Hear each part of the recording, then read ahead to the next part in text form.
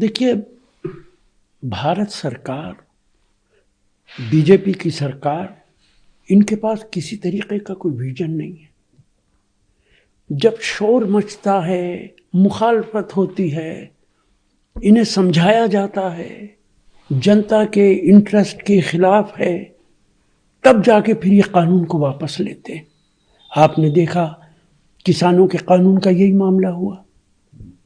2 साल तक किसान लगातार धरने पर बैठा रहा। 400-500 किसानों ने अपनी जान दे दी, तब उस कानून को आपने वापस लिया।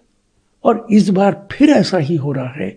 सारा विपक्ष कहता रहा कि आप गलत कर रहे हैं, जनता इसकी मुखालफत करती रही, वहाँ के लोग मुखालफत करते रहे, तब जाके आपने इस कानून को वापस लिया है।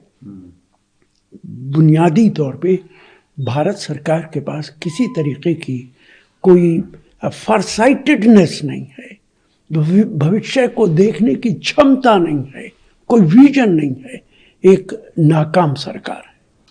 उन्नाव रेप केस की बात कर लेते हैं। अब सीबीआई चैलेंज करेगी दिल्ली हाईकोर्ट का ऑर्डर किया था उनकी सेंटेंस को कुलदीप सिंह सेंगर की।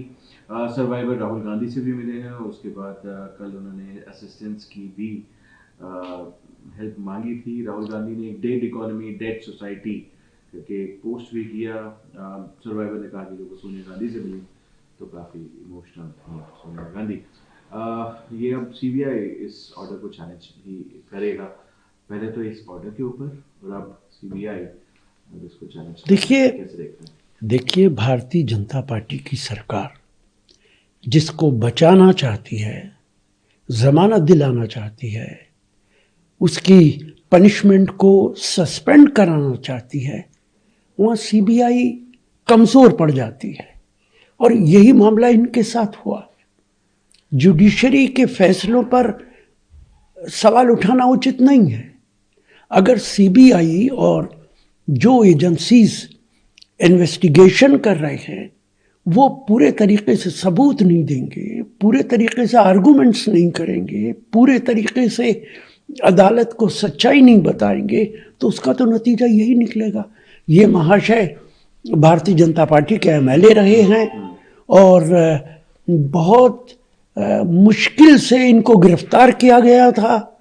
मुझे ताज्जुब नहीं होगा अगर सुपीरियर अदालत के अंदर भी सीबीआई इसी तरीके का काम करे और इनको फिर रिलीफ मिल जाए। गुजरात के अंदर हमने देखा है बिल्किस के साथ क्या हुआ था। सारी इन्वेस्टिगेशन एजेंसीज ने अदालतों के अंदर कमज़ोर आर्गुमेंट्स दिए थे।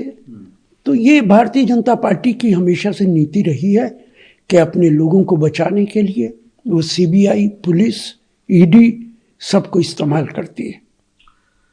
उत्तर प्रदेश के मुख्यमंत्री योगी आदित्यनाथ की बात कर लेते हैं। उन्होंने ऑपोजिशन को घेरते हुए कहा कि ऑपोजिशन अपीसमेंट पॉलिटिक्स का तो वो पहले भी आरोप लगाते आए हैं। उन्होंने कहा कि गाजा के लिए तो काफ़ी आंसू बहाए जा रहे हैं और बांग्लादेश के लिए असल में कुछ नेताओं की ये आदत होती है जो ये तय कर लेते हैं कि जिन बयानात को, जिन खबरों को हमें नहीं सुनना है उनके लिए हम कान बंद कर लेंगे। हमारे योगी आदित्यनाथ जी भी इसी तरीके के एक नेता हैं। उन्होंने प्रियंका गांधी का भाषण नहीं सुना लोकसभा में, जो लगातार कहती रही कि बांग्लादेश के अंदर हिंदुओं के साथ ज्यादती हो रही है। हम सब लोग लगातार बोलते रहे कि बांग्लादेश के अंदर जो कुछ हो रहा है वो बहुत ही निंदनीय है। योगी आदित्यनाथ ये सारे बयानात नहीं सुन रहे थे, वो सिर्फ गाजा के बयानात सुनते हैं। और योगी आदित्यनाथ से मैं कहूँगा, आपकी सरकार ने क्या कदम उठाया? आपने भारत सरकार से क्यों नहीं पूछा?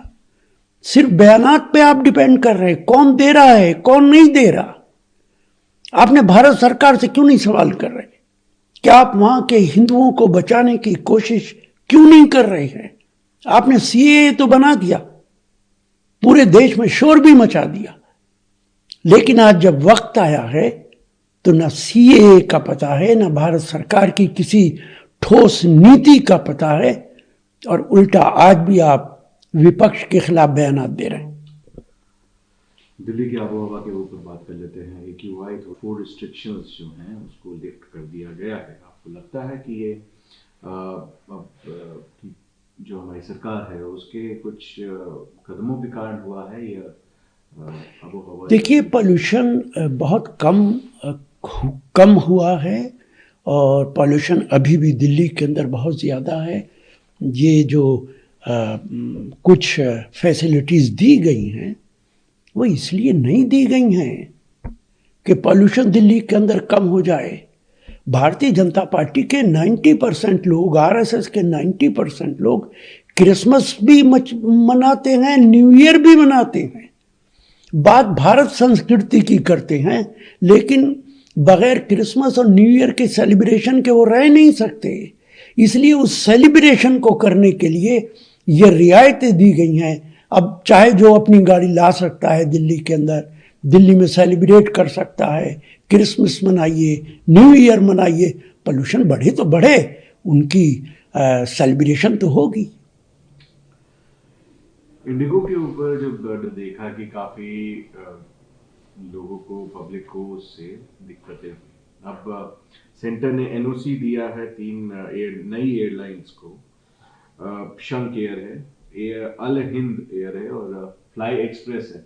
आपको लगता है कि इससे जो केओस है आगे जाके समझ आएगा? और मोनोपोली की जो बात करते थे कि इंडिगो का बहुत ज़्यादा। देखिए, अच्छा कदम है, मैं इसे अप्रिशिएट करूँगा कि इससे कंपटीशन बढ़ेगा, इससे आम आदमी को फ़ायदा होगा।